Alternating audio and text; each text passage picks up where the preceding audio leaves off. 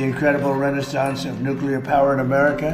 যুদ্ধের পরিকল্পনাতেই কি ট্রাম্পের বড় ভুল ছিল? ইরানের মাটিতে নেমে কি কঠিন ফাঁদে পড়েছে ট্রাম্প প্রশাসন?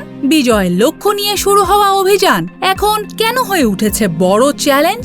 বিশ্বের সবচেয়ে শক্তিশালী সামরিক শক্তি, অত্যাধুনিক অস্ত্র, আকাশপথে একের পর এক হামলা। কিন্তু তার বড় প্রশ্ন উঠছে, যে যুদ্ধে জয়ী হয়ে ইরানকে নাস্তানাবুদ করার কথা ছিল, সেটাই কি এখন ওয়াশিংটনের জন্য কঠিন পরীক্ষায় পরিণত হয়েছে?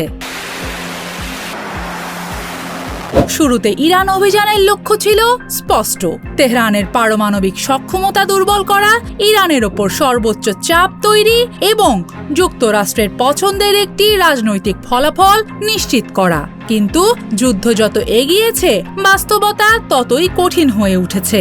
ইরান প্রমাণ করেছে তারা কোনো সাধারণ প্রতিপক্ষ নয়। বিশাল ভূখণ্ড, জটিল সামরিক অবকাঠামো এবং আঞ্চলিক মিত্রদের নেটওয়ার্ক, সব মিলিয়ে তেহরানকে দ্রুত নিয়ন্ত্রণে আনা সহজ নয়।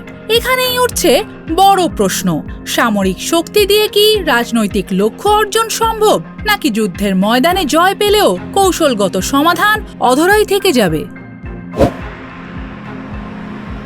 ট্রাম্প প্রশাসন শক্তির ভাষায় বার্তা দিতে চেয়েছিল, কিন্তু যুদ্ধের বাস্তবতা আরো অনেক বেশি জটিল। তেলের বাজারে অস্থিরতা, আঞ্চলিক উত্তেজনা, হরমুজ প্রণালীর নিরাপত্তা সংকট আর দীর্ঘমেয়াদী সামরিক চাপের হিসাব, সব মিলিয়ে তৈরি হয়েছে নতুন চ্যালেঞ্জ। যুদ্ধটা তাই শুরু করা সহজ হলেও শেষ করার যেন কোনো পথই খুঁজে পাচ্ছেন না Trump. It's very fertile territory.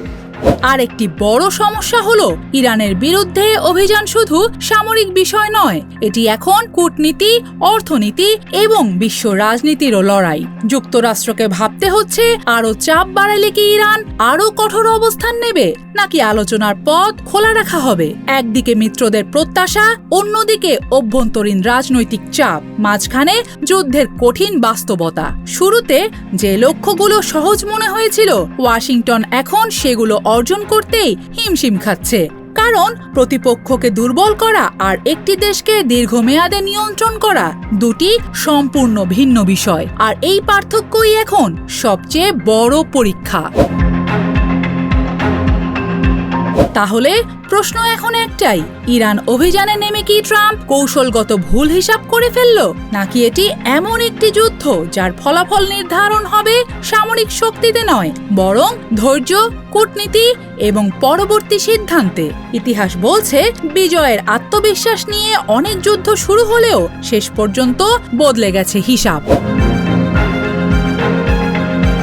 আর এখন বিশ্বের চোখ তাই ওয়াশিংটনের পরবর্তী পদক্ষেপের দিকে। ট্রাম্প কি নতুন কৌশল নিয়ে এগোবেন, নাকি ইরান যুদ্ধই হয়ে উঠবে তার সবচেয়ে বড় রাজনৈতিক পরীক্ষা?